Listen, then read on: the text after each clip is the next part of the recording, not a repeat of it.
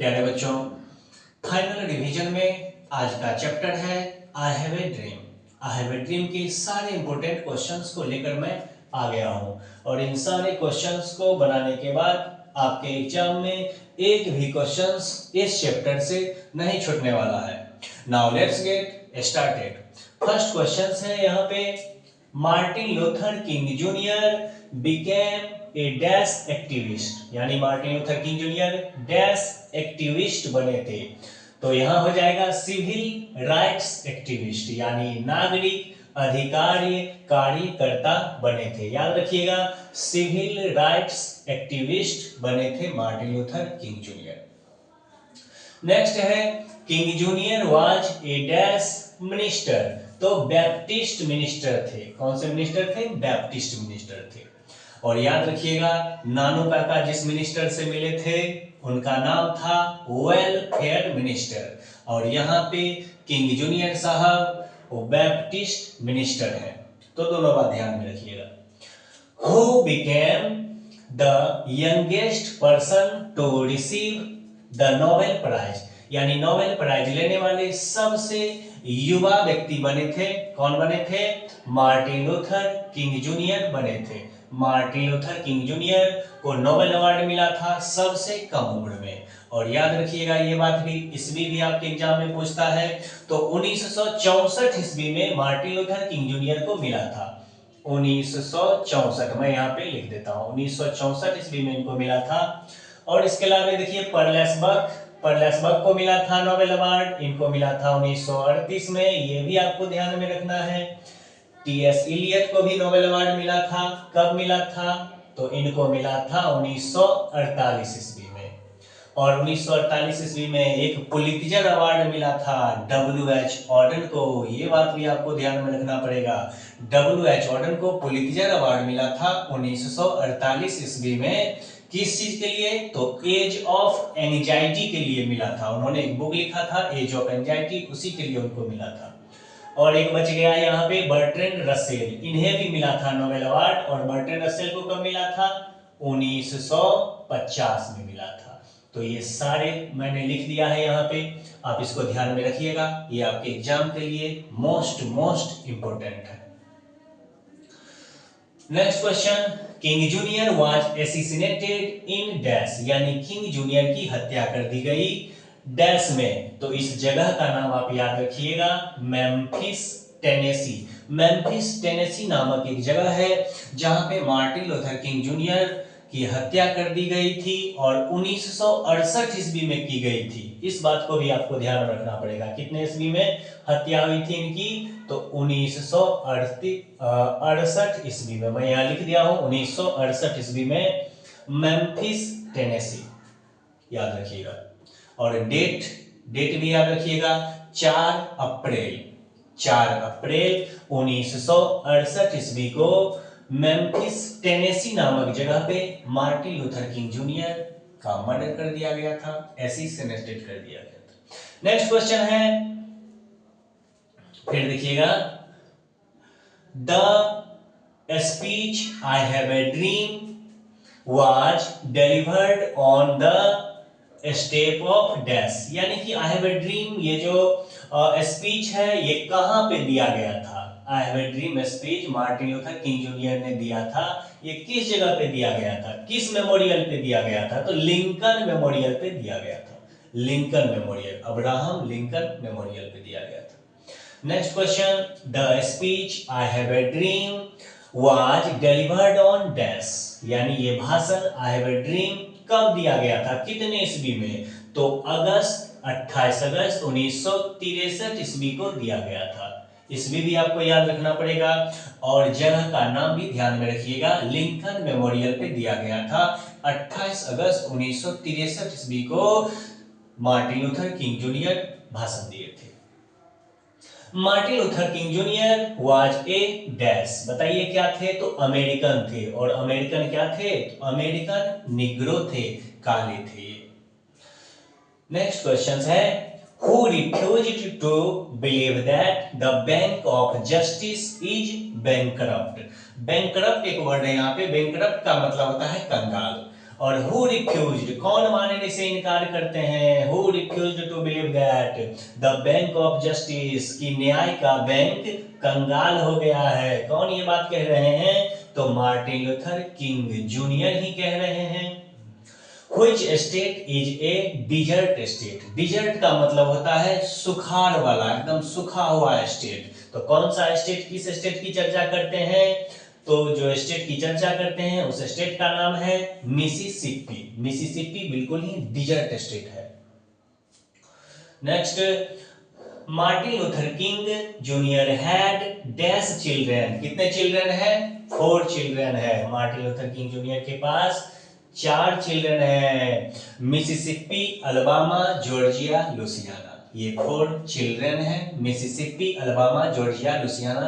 आप याद रखिएगा ये 4, मैंने नाम भी आपको बता दिया है, मिसिसिपी, अलबामा, जॉर्जिया और लुसियाना।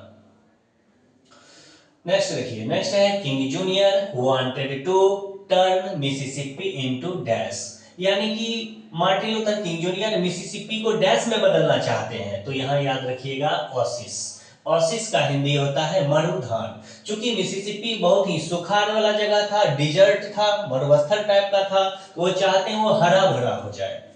ओसिस मतलब हरा भरा हो जाना, मरुधान इसका हिंदी होता है। तो ओसिस में बदलना चाहते हैं मिसिसिपी को।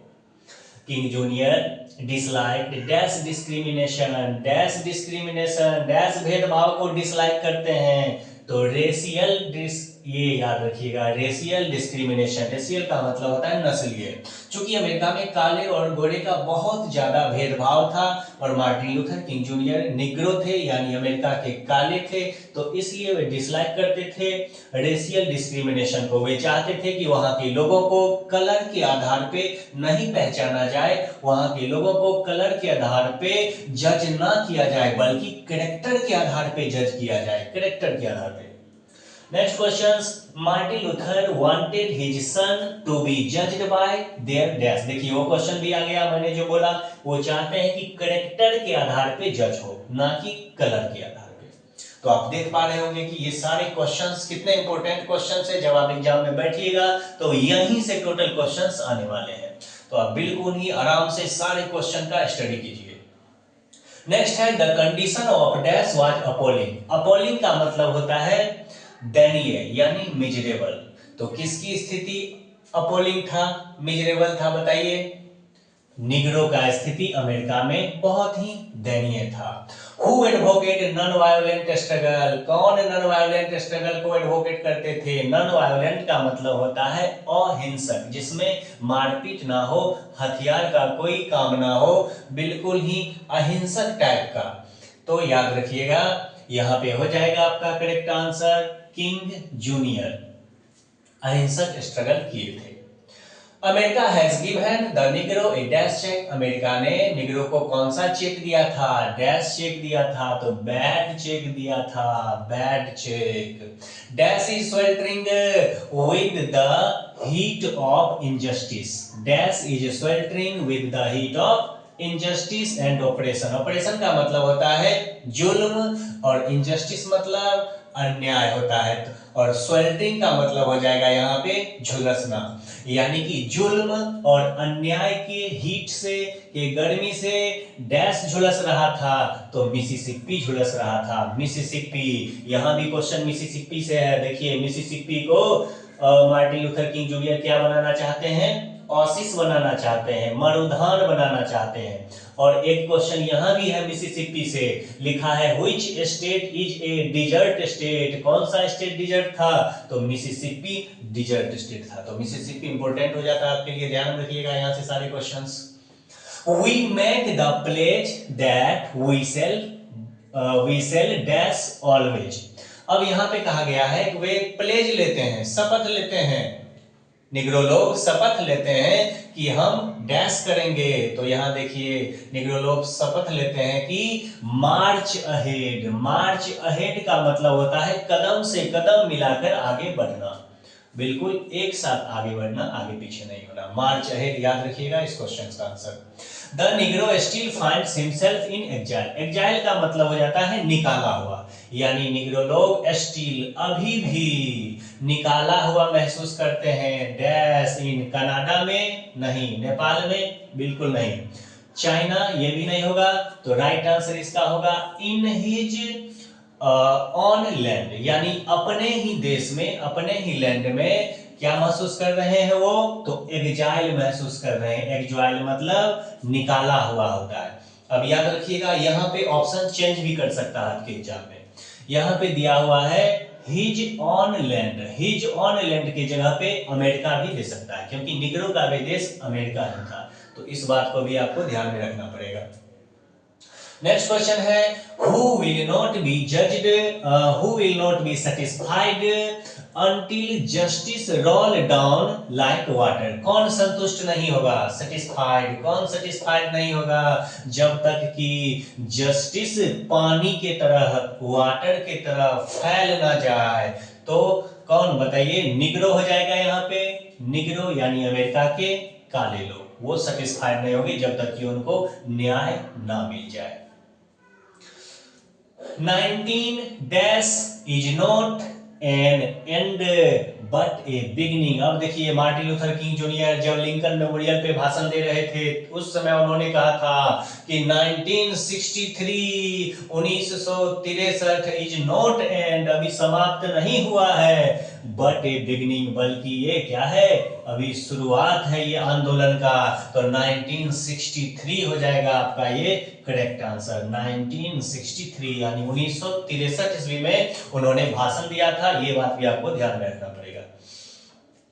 Martin Luther was influenced by dash, Martin Luther dash से इन्फ्लुएंस थे, इन्फ्लुएंस मतलब होता है प्रभावित होना, तो किससे प्रभावित थे, गांधी जी से प्रभावित थे। याद रखिएगा Martin Luther King junior Gandhi ji से बहुत ज्यादा इन्फ्लुएंस थे, यानी प्रभावित थे, इसलिए उन्हें ब्लैक गांधी के नाम से भी जाना जाता है। ये क्वेश्चंस भी आपके एग्जाम में कई बार पूछा है ब्लैक गांधी करके।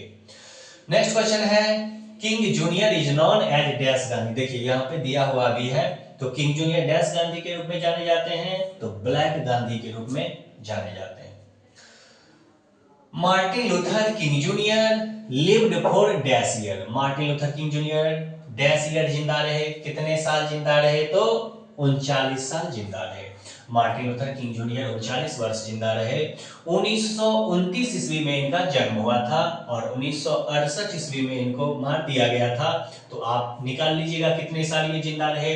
और इसके अलावा एक बात और ध्यान रखिएगा डॉक्टर जाकिर हुसैन के बारे में, वो 72 साल तक जिंदा रहे थे और ये 39 साल जिंदा रहे।